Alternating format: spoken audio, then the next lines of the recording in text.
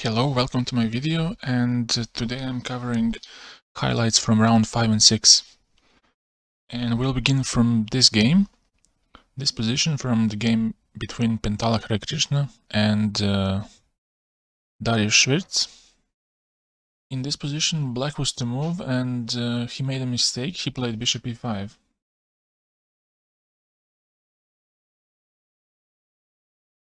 If he played king e6 instead, and white continued with rook b1, then black would be able to play rook c2, and then the threat is rook e2 next. And if white tries to make a counterplay by giving a check like this, and give one more check, then white would run out of checks, and rook c1 is the threat now. And also if after rook c2 he plays something like rook e1, then black would capture on e1, and if king takes, then bishop f4. And rook c1 checkmating threat is very strong, so white will be forced to exchange rooks, c5, but then just capture and start pushing his pawns. But instead, he played bishop e5. And this allows white to exchange rooks on good circumstances, because now if he takes on e1, then bishop e1, and now white targets both bishop on e5 and pawn on g4. So black chose to play bishop f6, but now white takes on e4, bishop g5, he takes on g4, bishop g2, he wants to go rook c1 next to take the bishop.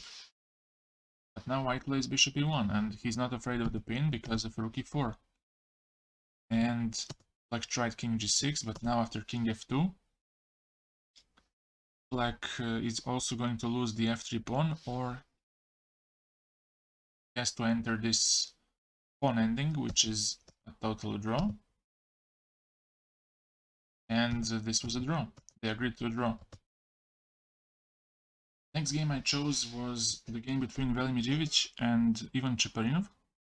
The opening was Nodirbek, but Ivic chose a very rare continuation, g1, going for g5, and after b5 he went for a4, and now he chose knight d5.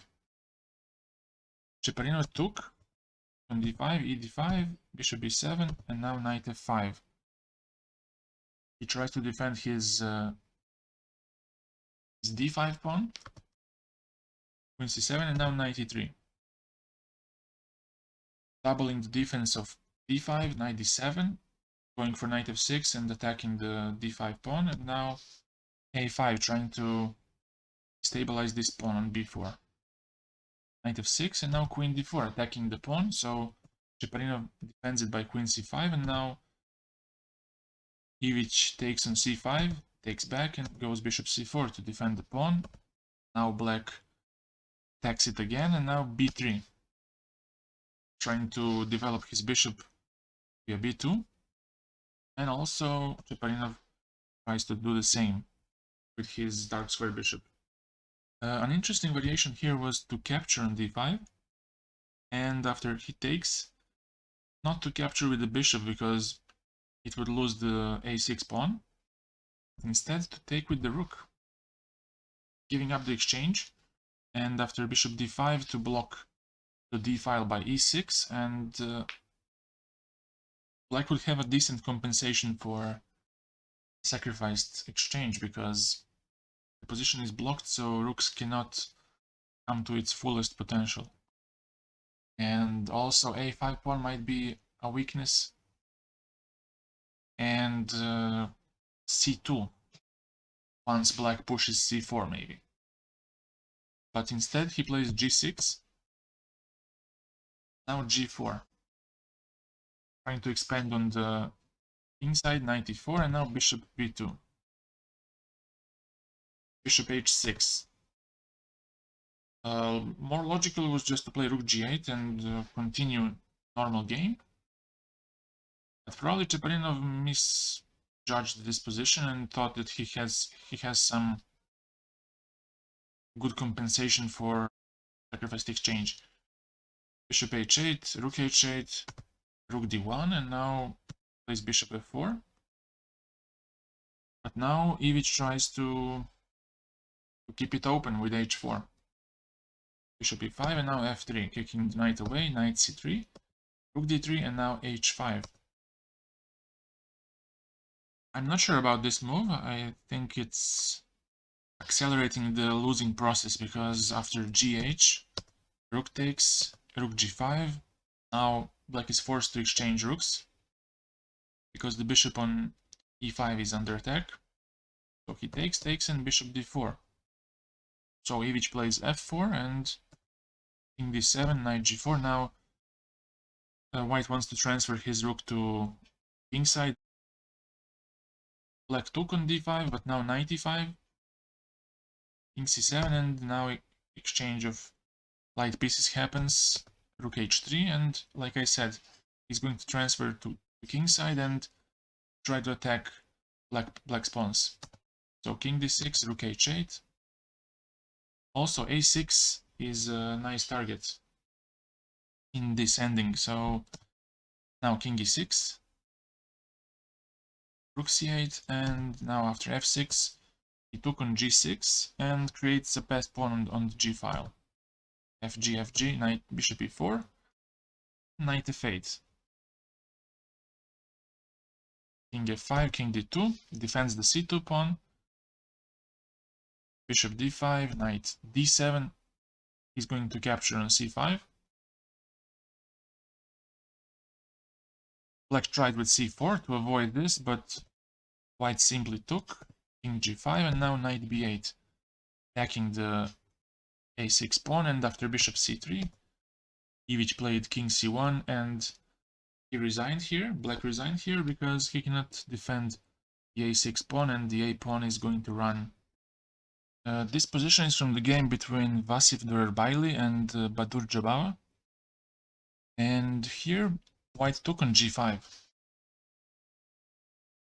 And black chose not to capture back, played rook a4. If he took, then white has a draw. With queen e5, he has to defend from rook h8 with queen g7, but now queen e6 would be played, king f8, and they would just repeat moves. After king g8, it's too dangerous to get to e7 because of rook h7, losing the queen, and I think that a queen can do quite a damage in this position. Instead, he played rook a4 here. Jobava chose just to counterattack white's king, but now white has queen h2, targeting h8 square, and after queen g7, bishop h6. Black plays queen h7, and now b3. Defending the a2, he just plays rook a3, and now queen h5. After queen h3 here, actually white was winning, because if he takes on a2, white has a check on e6, and after king h8, because if queen f7, then he has queen g4 check, and if black goes to h8, bishop g7 is winning, and because of this checkmate. So if he tries this, then bishop g7, and if king takes, then queen e7, and the position is winning for white, because he's losing a queen, but instead he plays queen h5. And now black took, and now the point is, after queen g4, he has king f7 to escape, and after queen h5, he went queen g6, and in this position white resigned, because black is out of danger, white is out of checks, and also there is this threat of queen c2. So white is either going to exchange or get checkmated. This position, white starts with queen g4 check. King goes to h8, and now he provokes f5 with queen h4. Because the mate on h7 is threatened, so he had to play f5. Now he fixes the f7 pawn by queen f6, and after king g8 he plays g4.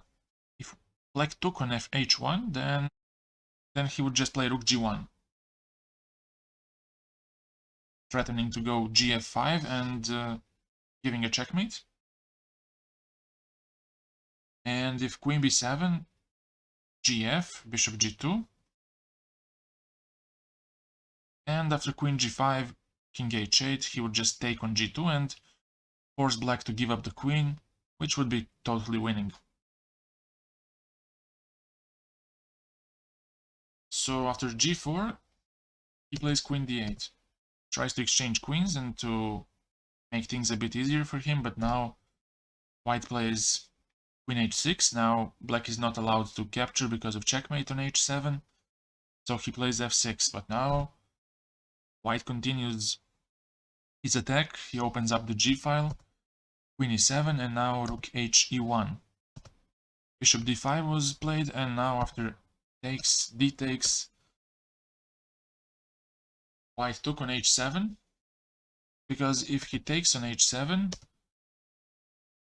rook g1, king h8, and now a very nice move, he takes on h7 and rook lifts on d3 to deliver checkmate on h3.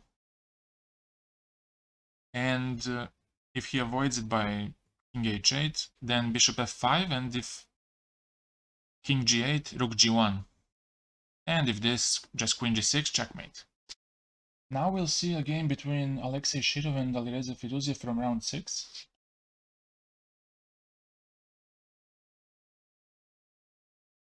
They had the Karakan Tal variation with h4, and it seemed at first that it's going to be a boring game with lots of exchanges, because they exchanged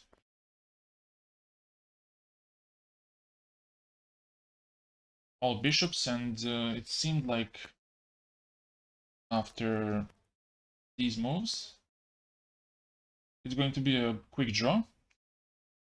But Shirov chose to play something double-edged, say, and after queen a6 he doesn't go for g3, which would be very solid and would lead to an equal game. He chose c3. Now Alireza took on h4, white played g3, knight f5, and Shirov wanted maybe to attack this h5 pawn after rook h1. Alireza plays queen b6, and now b4.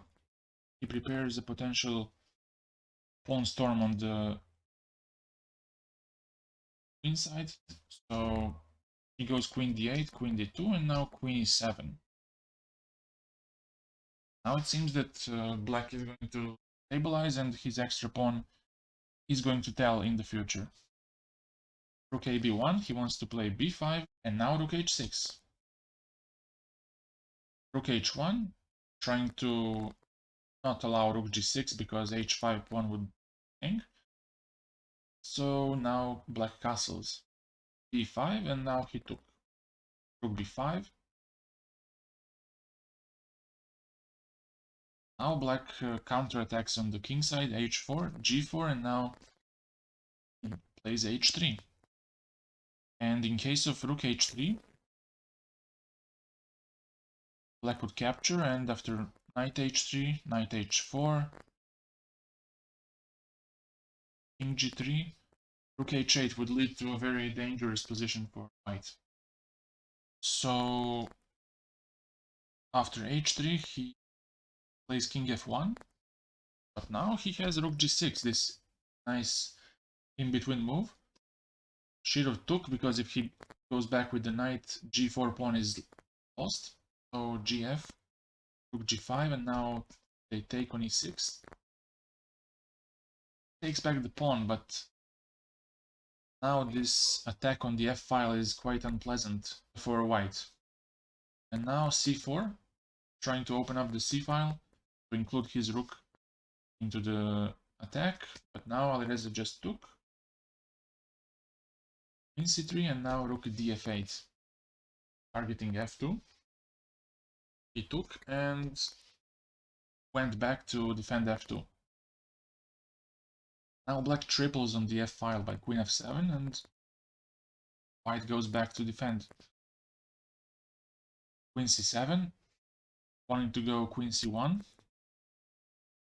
and forcing white to go back to g2 and also to take on f2. Yeah, that's also the threat. Now he plays queen c2. And here Alireza missed a chance for a big advantage. He could have taken on f2 and after queen f2 give a check on c4 and after king g1 to capture rook f2 and queen d4. His pawn on e5 is also going to hang, so it would be a great chance for Alireza to win. He chose queen d7 and now Shirov doubles on the b file. And Alireza chose b6, after which it's a forced draw. Again, if he tried rook f2, queen f2 takes, queen d4. It's not the same because now in this position white is taking the b7 pawn and it becomes slightly harder to convert this advantage, but it's still better than what happened in the game, which was a forced draw. After b6, Shirov went for queen c5 and now black has to be careful not to lose because rook takes b6 is a strong threat. Let's say black plays some random move like g5, then you take on b6 and after he takes queen b6, king a8, queen a6 and a checkmate on c6. So he goes for queen b7 and now Shirov took, a b6, rook b6, rook f2 and now they repeat moves because black doesn't have anything better. He can just give checks. If he tries to take, then it will be a suicide because he's going to lose the e6 pawn and he's going to lose the game. Next game is between Maxime Lagrave and Pavel Ponkratov. The opening was Advanced French. And Maxime chose a gambit line. I think it's called the Barry-Milner variation or something like that. And the point is that black's king usually stays in the center and white has a good compensation for a pawn. And after knight g7, he chose h4 because it's if black manages to get knight g6 and bishop e7 and castle, he should be fine. So it's aimed against knight g6. In case of knight g6, just push h5 and get him back, and his development is questionable in that case. So he just plays h6. Doesn't want to allow maybe knight g5 and queen h5 or queen f3. So he plays h6, now a3, preparing b4, which is a thematic push in advanced variation. Rook c8 and now b4. Black plays a6 and now bishop b2. Trying to recapture if he doesn't capture. g5 and here knight h2. He's heading towards g4 and f6 because now after g5, f6 square is pretty vulnerable. So black plays bishop g7, knight g4 and gh4. Like I said, these types of positions, black's king usually stays in the center because this position, if he castles, would be suicide because HG, knight f6, and if black has to give up a bishop, it's a very bad position because after knight g6 you have queen h5 and all sorts of checkmating threats. So here he took on h4, and now it was time to recapture on d4.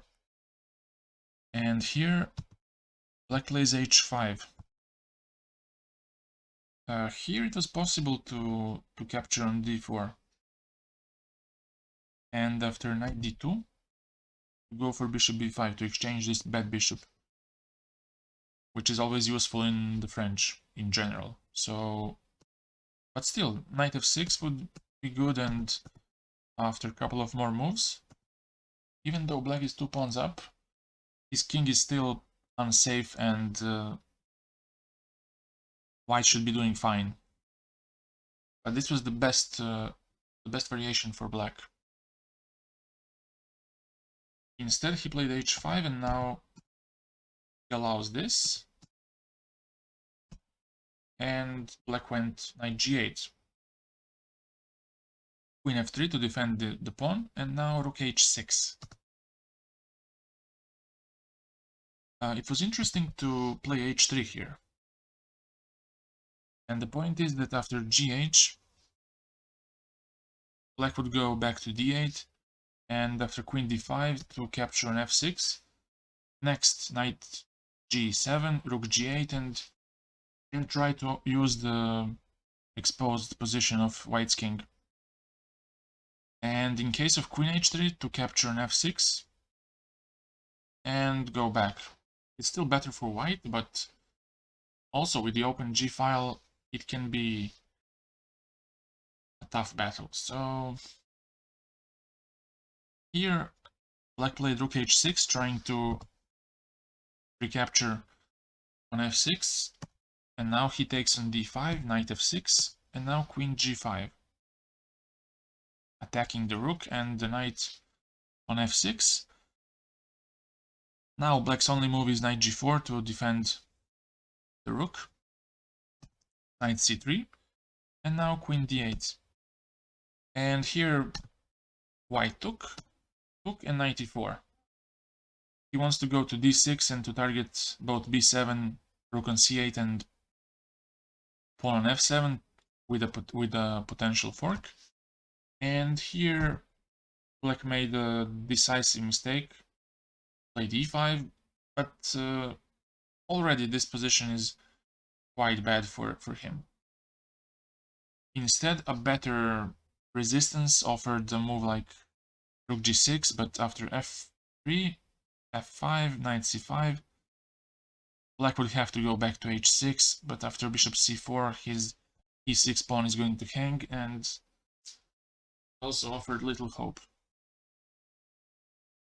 So here e5 was played, but after f3, his knight cannot move back because of bishop c1, and if he tries something like this, then you can just play knight f6, take bishop g5, and he's losing the rook, because after this he even has d5, and it's clean rook.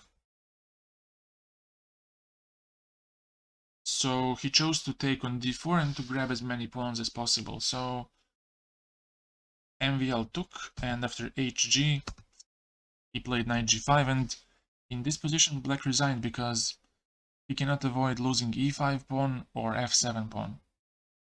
We have this position and black to move, and he chose to take on c3.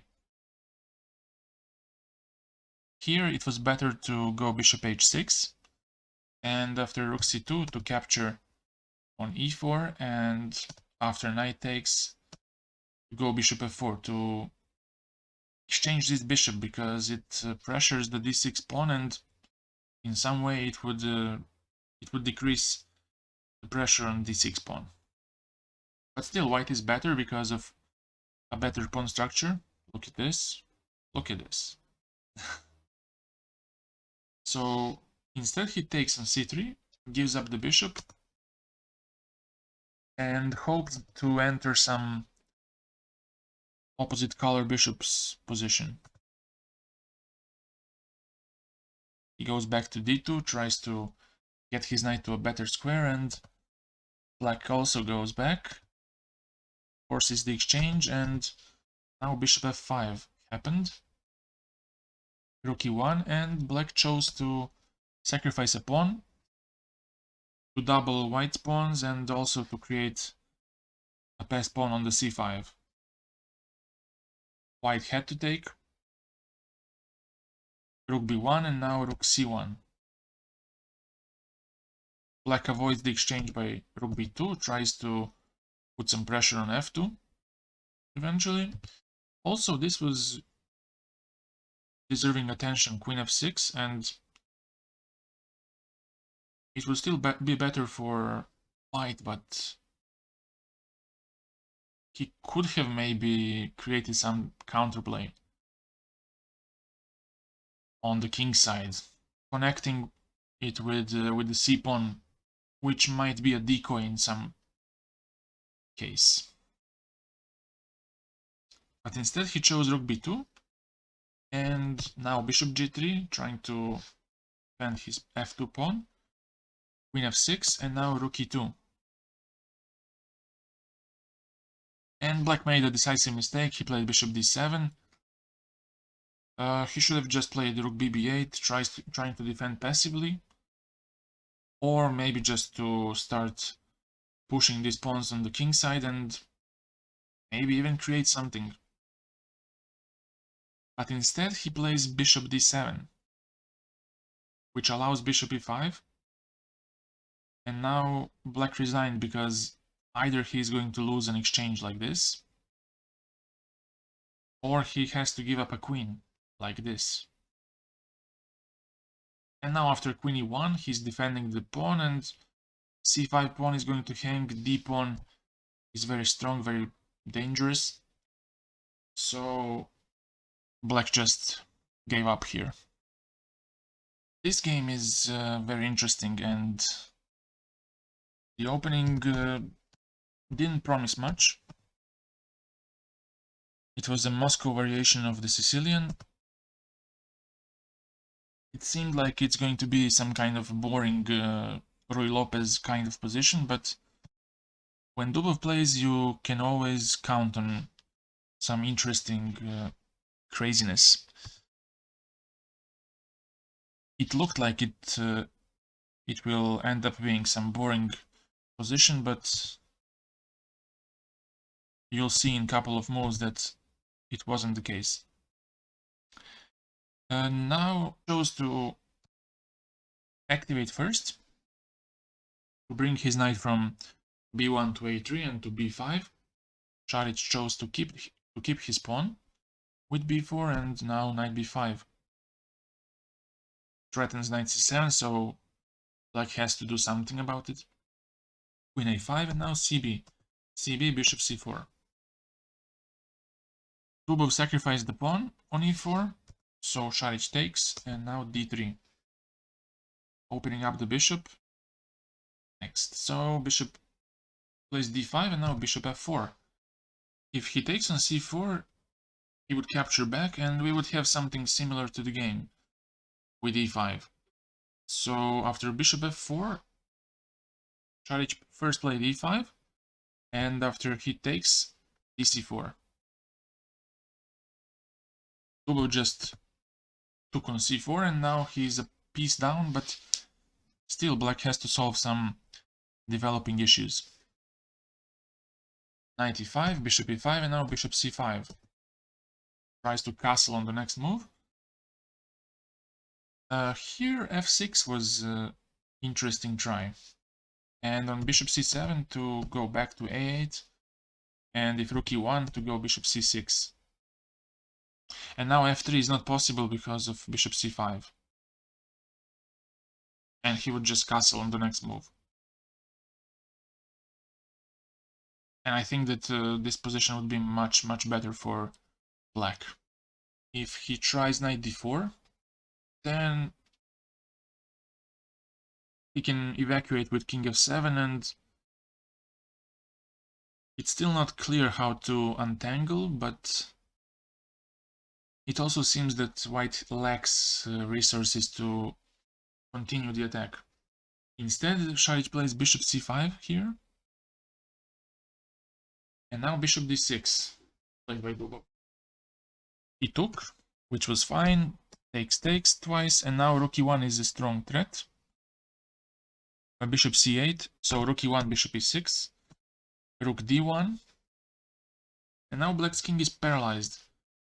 The threat is queen b8 to capture the rook, so black's queen has to go back to the last rank. Now Dubov starts pushing his pawn. Queen c8 and now c6. And black tried to activate his rook by h5 and going rook h6. And now rook e1 was played. And now rook e5. And black plays queen d8. Probably it was better just to go b3 to defend the b4 the b pawn. Because in case of rook b5 now, queen d8 would be strong, and after rook b8, bishop c8, black would be winning here. So after b3 he would be probably forced to keep the position like this, and it would be a draw eventually. It's still equal position, but white still pushes for a win. He takes on b4 now. He goes back, and now queen c5. He prepares pushing the b pawn. Queen e7 and queen c3. Queen c7 and now starts pushing the b pawn. King e7 and b5. Now the rook has to go back to defend against potential pawn pushes. Queen g3 and now rook d8. Going for the back rank mate, so Dubov plays h4 here. And now the critical moment appears, and Saric plays a decisive mistake, king f8. Here, if black gave a check, for example, king h2, and played queen d6, it would still be a draw, because let's say if he takes on g7 and black plays rook d5, f4, takes fe, and now queen c5 would be a draw. White would be forced to do this, to just give perpetual to black, because black cannot play this because of b6 and b7 next. So he would have to be satisfied with the draw. So he plays king f8, which allowed rook e6. And now those two pawns are stronger than the rook. Saric took, and after he took on e6, c7 was played, and he tried king e7 to enter a pawn ending, but Dubov just took and went with his king up the board, and after king e5, Saric resigned. And for the end, we have the shortest decisive game in the tournament so far. And let's show it. Jobava played some kind of Scotch gambit, like this, and after d5, knight d4, now he gets back the pawn. Knight e7, c3, bishop c5, and now knight b3. And white is going to develop like bishop g5, queen d2, and possibly go for a long castle. Black goes bishop b6, bishop g5, and black castled. Now he took on d5, and queen takes. And now Jobava took the knight, and now black wanted just to pin the bishop and take it back. But here he found a nice move, knight e2. And in case of queen exchanges, he's not able to capture back because of back rank issues, and in this case white will be just piece up.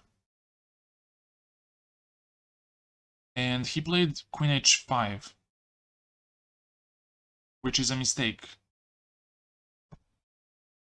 Here queen f5 was best.